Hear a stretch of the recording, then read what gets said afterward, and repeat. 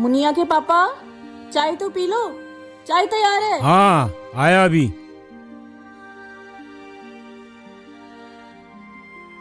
लाओ।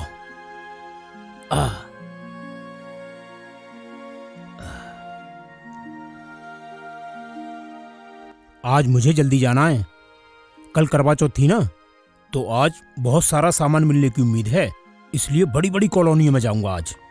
तो मैं जल्दी जल्दी चाय पी लेता हूँ, फिर हाँ, निकलता हूँ काम पे।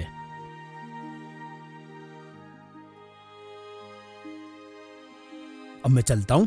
ठीक है।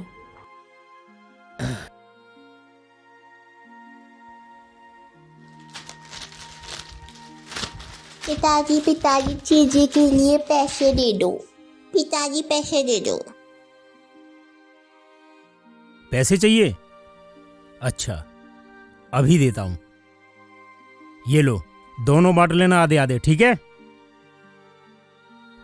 बच्चों, आ जाओ, तुम भी चाय पी लो। आओ बच्चों, चाय पी लो।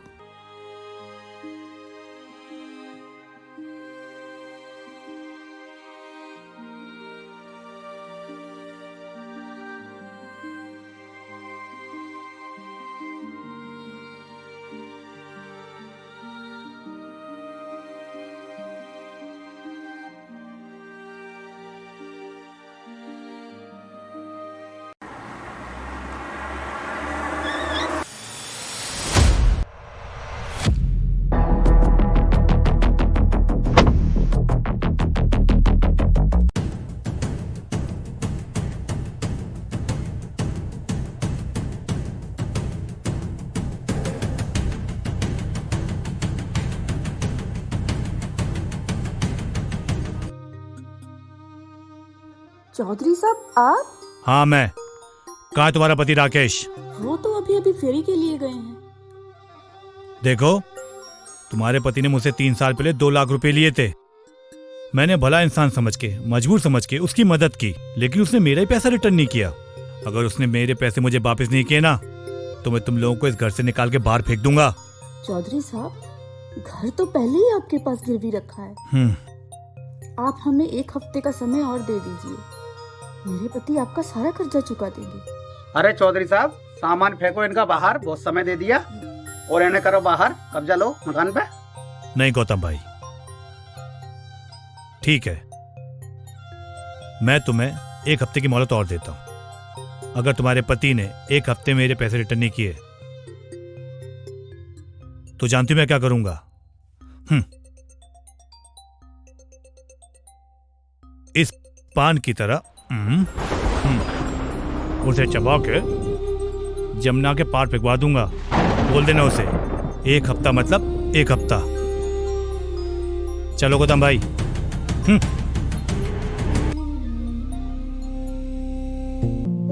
लोहा कबाड़ा बेचो, रद्दी पेपर बेचो, प्लास्टिक बेचो, टूटा फूटा सामान बेचो।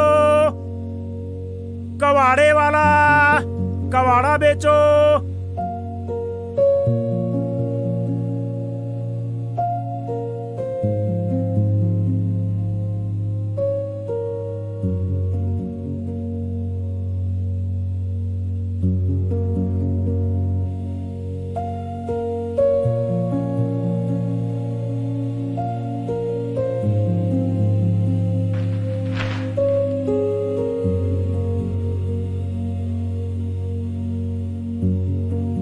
सावित्री,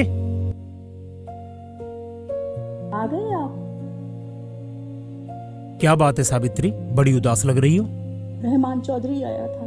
अच्छा, पूरे मोहल्ले के आगे धमकी देके गया है कि अगर कर्जे के पैसे 1 हफ्ते में वापस ना किए तो। तुम चिंता मत करो, कुछ दिनों की बात और है, सब इंतजाम हो जाएगा। हम रहमान चौधरी का कर्जा भी उतार देंगे। तुम्हें चिंता करने की कोई जरूरत नहीं।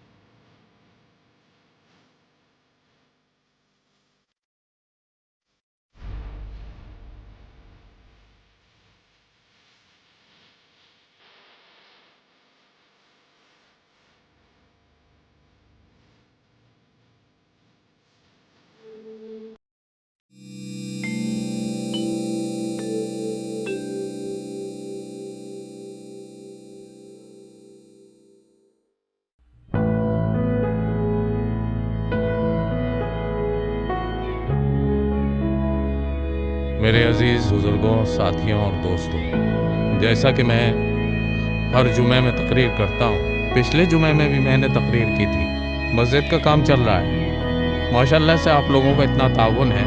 आप भी अपने यार दोस्तों से तकरीबन सभी लोग साहिब हैसियत हैं।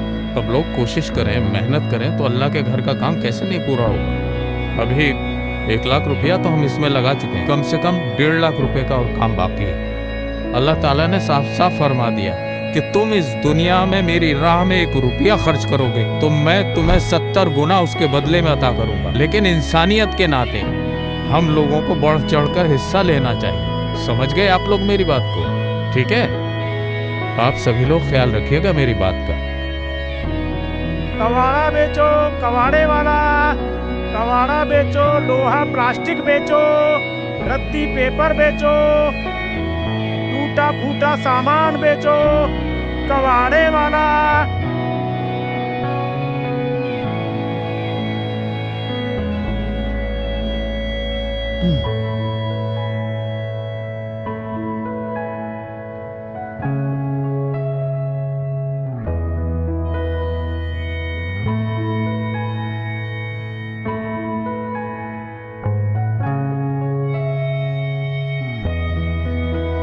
अगर मैंने रहमान का कर्जा नहीं चुकाया तो वो मेरा घर का सामान बाहर फेंक देगा।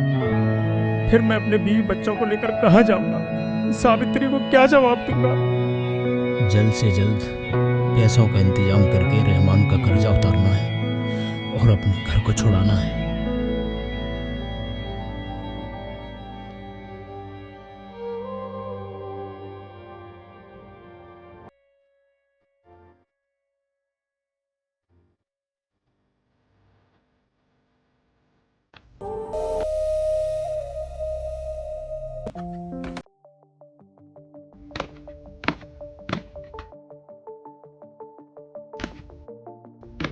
जी जी जी, आपका काम हो जाएगा। हाँ, पक्का पक्का जी। मैं आपसे बाद में बात करता हूँ। अस्सलाम वालेकुम। वालेकुम अस्सलाम बेटा। आपने मुझे बुलाया? हाँ, तुम्हारे पास कुछ वक्त हो मेरे पास बैठो, मुझे कुछ बात जी करनी है। जी अबू, कहिए। रहमान, हमने सुना है कि तुमने किसी कबाड़ी वाले को रुपया ब्याज पर दिया और जब वो पैसा वापस नहीं चुका सका तो तुमने उसके घर पे कब्जा कर लिया। अबू जी कैसी बातें कर रहे हैं? मैंने किसी घर कब्जा नहीं किया, बल्कि वो खुद अपना घर मुझे गिरवी रख के गया है। बेटा, तुम उम्रा करने जा रहे हो और हमारे यहाँ ब्याज लेना देना दोनों हराम है। अल्लाह क्या कबूल करेगा तुम्हारा उम्रा? किसी की मजबूरी का फायदा उठाना उससे भी ज्यादा बुरी बात है। अबू ये क्या बकवास कर रहे हैं आप? उम्रा का इससे क्या लेना देना? हाँ अबू, अपनी बकवास बंद कीजिए और खामोश बैठिए आप। अबू अबू अबू, क्या हुआ आपको? अबू अबू अबू अबू, संभालिए अपने आप को। अबू अबू अबू अबू।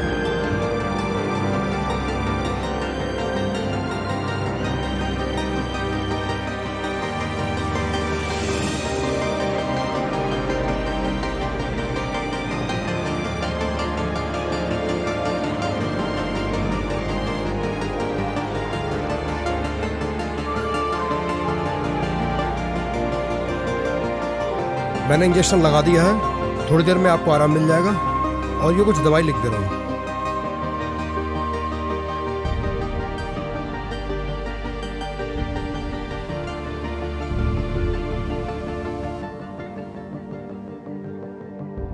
रहमान भाई, ये मैंने कुछ दवाई लिख दी है और कुछ रूटीन टेस्ट लिख दिए हैं और कर इनको हॉस्पिटल में एडमिट करा दीजिएगा। लेकिन डॉक्टर साहब, मुझे तो हज के लिए जाना है। हज पे? आप अभी कहीं नहीं जा सकते हैं। इनकी तबीयत बहुत ज्यादा नाजुक चल रही है और इनको सख्त जरूरत है आपकी। आप इनको छोड़ के कहीं मत जाइएगा। लेकिन मेरा जाना जरूरी है। अरे रहमान भाई, आपने देखा नहीं, इनका बीपी 200 से ज्यादा जा रहा है। आप इनको बिल्कुल छोड़ के नहीं जा सकते हैं। और उस्मान भाई, आप अपना ख्याल रखिएगा। मैं आपको छोड़ दूं? नहीं नहीं, आप इनका ख्याल रखिएगा, मैं चला जाता हूँ। और उस्मान भाई, आप चिंता ना करें, कोई टेंशन ना लिया करें, ठीक है? बीपी बहुत ज्यादा बढ़ रहा है, मैंने इंजेक्शन दे दिया है, आपको जल्दी आराम मिल जाएगा। और रहमान भाई, आप ख्याल रखिएगा इनका, ठीक है?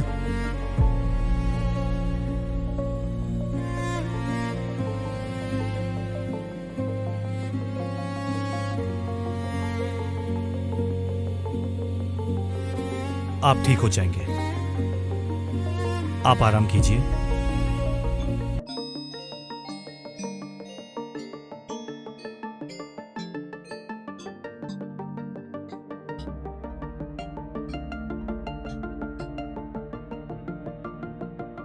क्या ढूंढ रहे हैं आप इतनी देर से?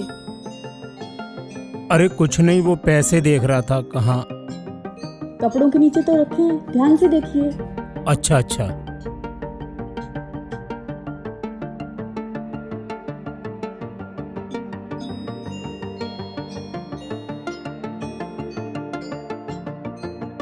ये पैसे लेके चौधरी को देने जा रहे हैं क्या?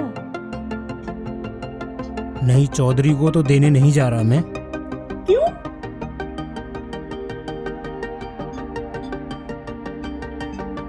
सावित्री, मैं तुमसे कुछ कहना चाहता हूँ। बोलिए। वो मैं सोच रहा हूँ कि बोलिए ना, हिचकिचा क्यों रहे हैं?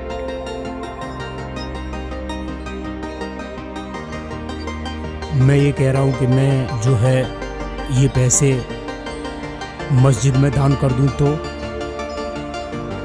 क्या? मस्जिद में? हाँ। और क्यों? देखो सावित्री, ऐसा है कि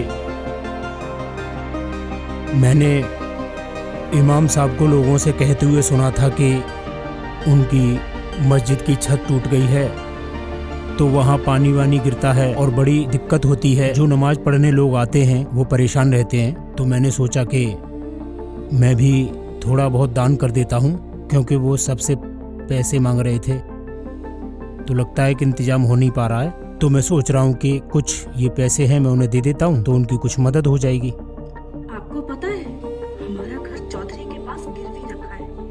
ये पैसा हमारी आखिरी उम्मीद है। अगर ये पैसा भी हम मस्जिद में दे देंगे तो रहमान चौधरी का कर्जा हम कहाँ से चुकाएंगे? ये तो तुम ठीक कह रही हो। चौधरी को भी पैसा देना है, लेकिन चौधरी को तो मैं कैसे भी करके हाथ जोड़ के विनती करके उसके पैरों में गिर के और समय मांग लूंगा। लेकिन अगर मस्जिद में उन लोगों के लिए अगर मैं ये मदद नहीं कर पाया तो मुझे भी थोड़ा अंदर से बड़ा वो लगेगा कि मैंने कुछ सोचा उन लोगों के लिए और मैं कुछ भी नहीं कर पाया। तो मस्जिद को देखना उनके धर्म के लोगों का काम है, ये हमारा धर्म नहीं है। ये क्या कह रहे हैं आप? देखो सावित्री, मैं ये धर्म भरम कुछ नहीं जानता। मैं तो जानता हूँ कि इंसानियत से बड़ा कोई धर्म नहीं होता।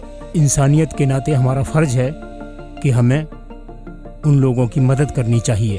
ठीक है, अगर आपने फैसला कर लिया है तो जैसा आपको ठीक लगे वैसा कर लो। माशाल्लाह काफी हद तक मस्जिद के चंदे का इंतजाम हो गया है। कुछ 1-1.5 लाख रुपए का और इंतजाम हो जाए तो फिर इंशाल्लाह सब ठीक हो जाएगा। हाँ तो जमील भाई, आपका क्या हुआ? मैंने इमाम साहब अपने मार्केट के लोगों से बोल दिया है, जितना ज़्यादा से ज़्यादा ताउन होगा इंशाल्लाह वो बहुत जल्दी करेंगे। ठीक। और सलीम साहब, आपका क्या हुआ? इमाम साहब, मैंने सभी लोगों से मुलाकात की है और बोल दिया है मस्जिद के लिए ताउन ज़रूर मिलेगा। इंशाअल्लाह काम ठीक ही बन जाएगा। और कुरैशी साहब, आपकी कोशिश कहाँ तक पहुँची? इमाम साहब, हम सब कोशिश करें, इंशाल्लाह पैसे का इंतजाम हो जाएगा। चलिए, आप लोगों की इसी तरह से मेहनत और काविश रही तो बहुत जल्दी इंशाल्लाह मस्जिद की तामीर का काम पूरा हो। कोशिश करते रहिए, कोशिश में कमी नहीं होनी चाहिए।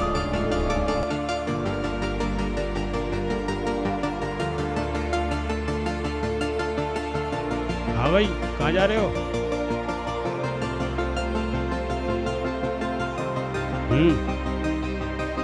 वो मौलाना साहब से मिलना। मौलाना साहब आगे वो मशवरे में बैठे हुए चौक में, हम भी वहीं जा रहे हैं, आप चलिए। इमाम साहब, आपसे कोई मुलाकात करने के लिए आया है। अच्छा अच्छा जी ठीक है, बुला लीजिए। आइए भाई।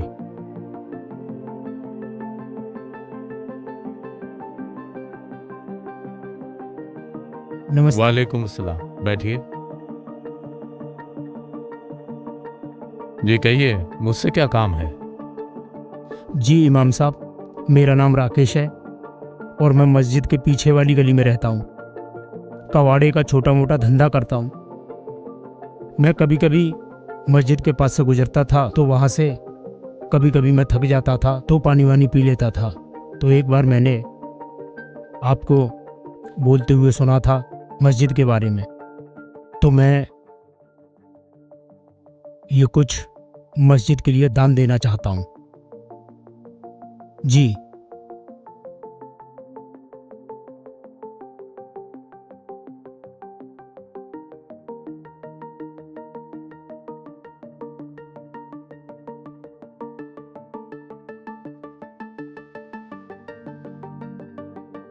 राकेश जी, मैं आपके जज्बे की कदर करता हूं, लेकिन मैं आपका यह पैसा नहीं ले सकता।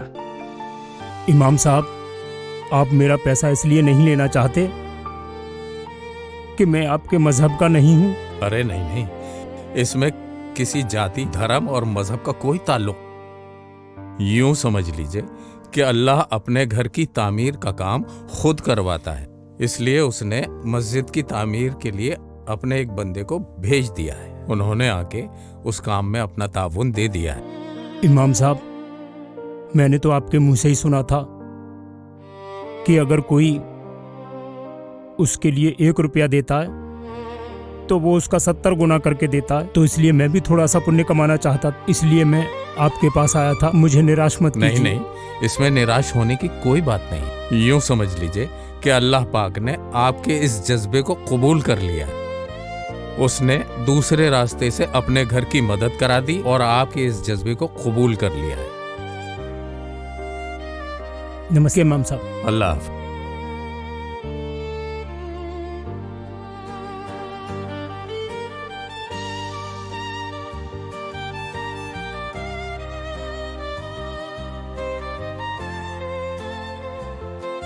राकेश भाई,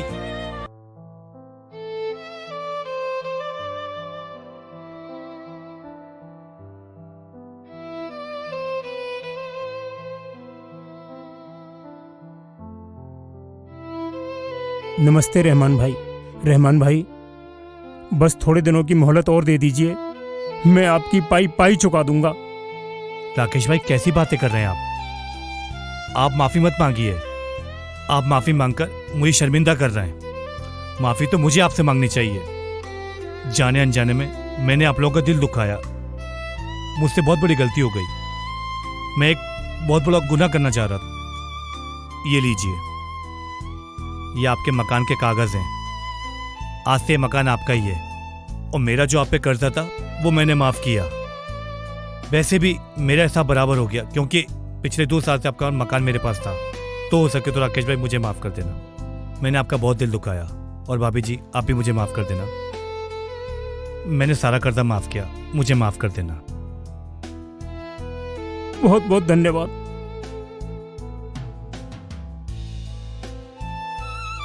देखा, मैं नहीं कहता था, ऊपर वाला सब देखता है। हम अगर किसी की थोड़ी सी मदद करते हैं तो ऊपर वाला हमें 100 गुना देता है। आज देखो, हमारा कर्जा भी माफ हो गया और हमारे घर के कागज भी मिल गए। आप सही कहते थे, ऊपर वाला सबकी सुनता है।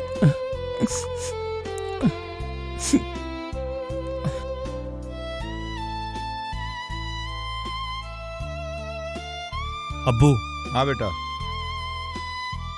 अब्बू, आपने सही कहा था, इस दुनिया में इंसान इससे बड़ा धर्म कोई नहीं है। मुझे अपने गुनाहों का एहसास हो गया। मैंने उस कबाड़े वाले के घर के कागज उसे वापस कर दिए और सारा कर्जा माफ कर दिया। अब तो आप मुझे माफ कर दीजिए। मेरे बच्चे, तूने हज का सवाब तो वैसे कमा लिया बेटा। अल्लाह तेरी हर दुआ कबूल करे। तेरा हज अब वाजिब है मेरा बच्चा। शुक्रिया अब्बू। मानवता से बड़ा कोई धर्म नहीं, दया ही सच्चा कर्म है। इंसान बनो, इंसानियत जगाओ और दुनिया को बेहतर बनाओ। एक दूसरे के काम आना ही इंसानियत की असली पहचान है।